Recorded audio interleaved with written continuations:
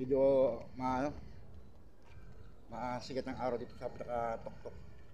Bali itong kinakatayuan ko nila nakarang ko, bali ano to, 8th floor na.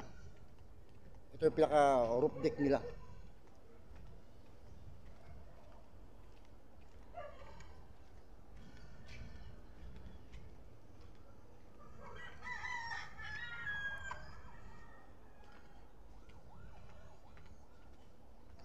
Bababa na tayo. Baka mayroon naman aw-aw. Takot tayo sa aw-aw katulad dun sa kabila. Dapat dun tayo dun ako kukuha ng view spot sa kabila.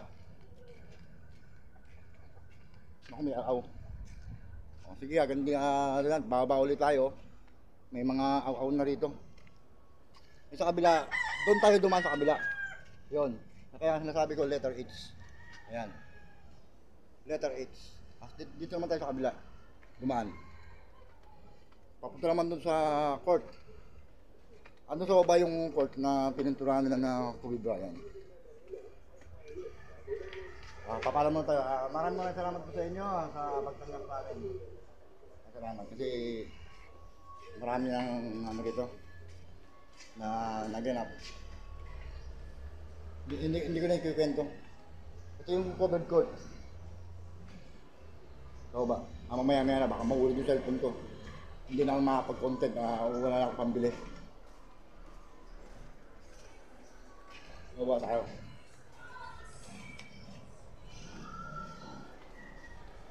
Ayan. Dito sa baba na yan. Wait lang, baka mahulog yung cellphone ko. Kaya yung pinaka-court.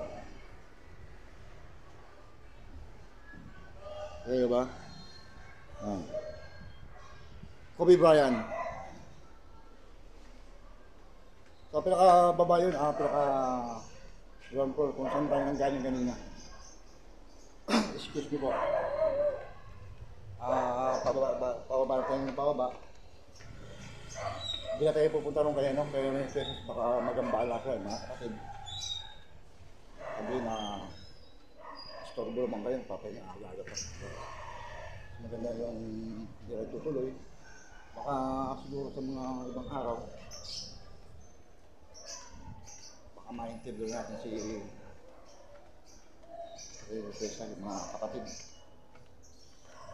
Dito, pagbaba ka, mabilis lang.